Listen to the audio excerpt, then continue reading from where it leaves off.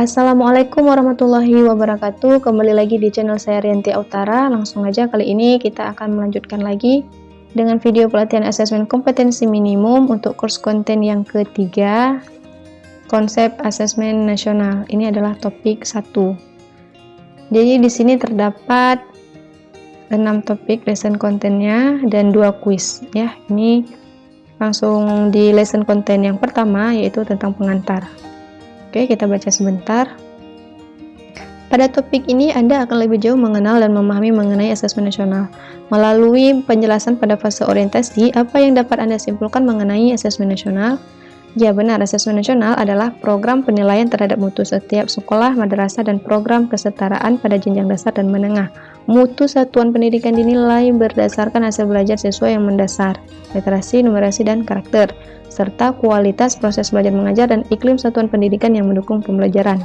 Informasi-informasi tersebut diperoleh dari 3 instrumen utama, yaitu asesmen kompetensi minimum atau AKM, survei karakter, dan survei lingkungan. Jadi ada 3 poin yang menjadi instrumen utamanya.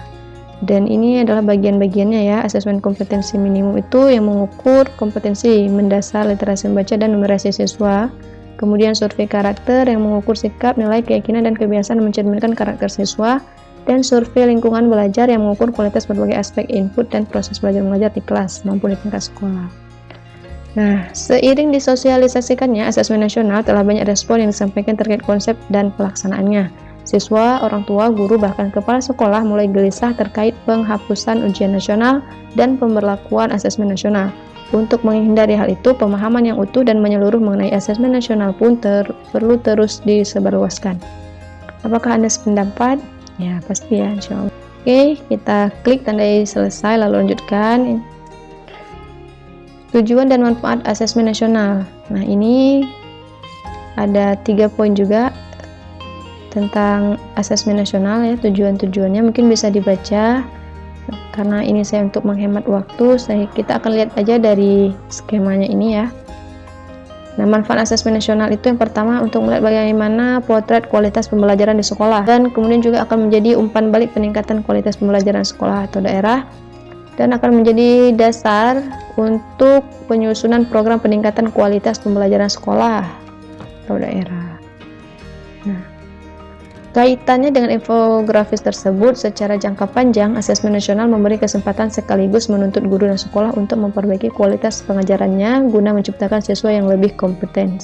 Hal ini terlihat dari penekanan pembelajaran dan asesmen yang lebih fokus pada daya nalar dalam bentuk literasi membaca dan numerasi.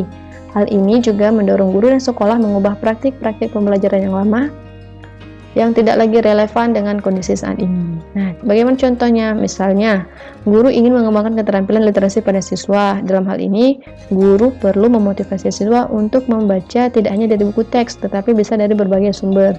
Guru juga perlu mengajak siswa berdiskusi dan mengevaluasi informasi yang dibaca, tidak sekedar meringkas dan mengulang kembali. Bagaimana dengan keterampilan numerasi? Pada keterampilan numerasi, guru perlu memastikan siswa memiliki intuisi angka dan pemahaman aritmatika dasar sejak dini. Nah, guru juga perlu memandu siswa memecahkan masalah terkait numerasi yang terjadi dalam konteks kehidupannya. Hal ini disebabkan masalah yang menuntut diskusi dan penalaran tidak dapat dipecahkan hanya dengan menghafal rumus mata. Jadi, kita betul-betul harus tahu bagaimana sih sebenarnya penerapan matematika di dalam kehidupan sehari-hari, bagaimana penerapan tentang sains dan juga literasi ya. Nah, kita next. Evaluasi ujian nasional. Berdasarkan penjelasan pada aktivitas sebelumnya, Bapak dan Ibu telah membandingkan asesmen nasional. Dan ini adalah beberapa butir, ada 3 butir ya. Pertama, kedua, dan ketiga. Mungkin nanti bisa dibaca ya. Bagi yang masih pertama sekali mengikuti pelatihan, ini memang sangat penting untuk kita baca. Jadi informasi awal ya tentang menerapkan AN, asesmen nasional. Nah, ini membandingkan asesmen nasional dengan ujian nasional. Jadi di sini ada perbandingannya. Ada tujuan pelaksanaan, jenjang penilaian, level siswa. Oke, kita lihat. Untuk AN, tujuan pelaksanaannya itu adalah mengevaluasi mutu terkait sistem satuan pendidikan. Sedangkan UN untuk mengevaluasi capaian hasil belajar murid secara individu. Jenjang penilaiannya AN untuk SD, MI, SMP, MTS, SMA, MA, SMK, program kesetaraan jenjang dasar dan menengah. Sedangkan UN untuk SMP, MTS, SMA, MA, dan SMK. Level siswa AN kelas 7, 8, dan 9. UN tingkat akhir pada setiap jenjang. Jadi itu kelas 6, kelas 9, dan kelas 12 ya. Subjek siswanya, nah AN itu dengan survei, siswa dipilih secara acak untuk mengikuti AN, berarti tidak semuanya. Sedangkan UN itu sensus, semua siswa mengikuti UN. Model soal, AN itu ada pilihan ganda, ada pilihan ganda kompleks, menjodohkan, isian singkat, dan uraian. Sedangkan UN pilihan ganda dan isian singkat, matematika SMA atau SMK. Sasaran penilaiannya ini lebih banyak ya AN. Kompetensi literasi, numerasi, dan karakter serta kualitas dan iklim satuan pendidikan yang mendukung pembelajaran. Sedangkan UN penguasaan terhadap mata pelajaran. Jadi dulu tuh ada 6 mata pelajaran yang biasanya di UN kan ya. Nah ini metode penilaian. Kalau untuk AN dan yang UN itu biasa menggunakan paper based test PBT. Beda juga aplikasinya berarti. Nah di sini adalah poin-poin penting tentang pembedaan AN dan UN. Mungkin nanti bisa dibaca. Ada kuis konsep asesmen nasional, berarti ini udah masuk ke kuis. Yang pertama itu kuis konsepnya. Ini dalam bentuk pernyataan benar atau salah. Oke, kita start. Asesmen nasional tidak memiliki konsekuensi pada kelulusan siswa, benar. Bapak Ibu Guru, ini ya. Asesmen nasional dapat dikatakan sebagai pengganti ujian. Salah ya, tadi baru aja kita baca.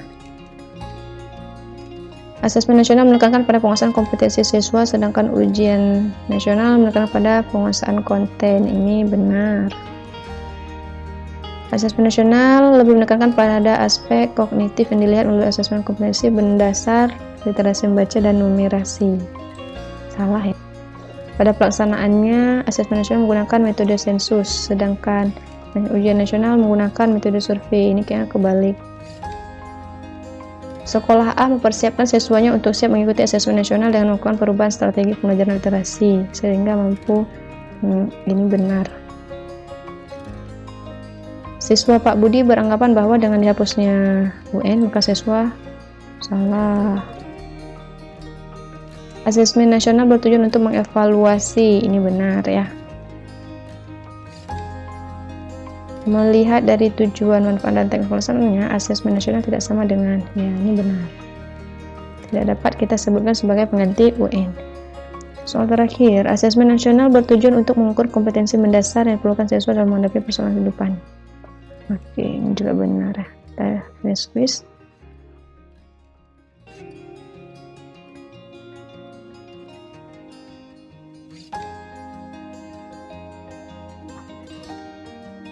Oke, sekarang refleksi topik 1 yaitu konsep asesmen nasional. Pertanyaannya, menurut Anda, apa informasi penting yang Anda peroleh setelah mempelajari materi pada topik konsep asesmen nasional? Silakan tulis refleksi pada.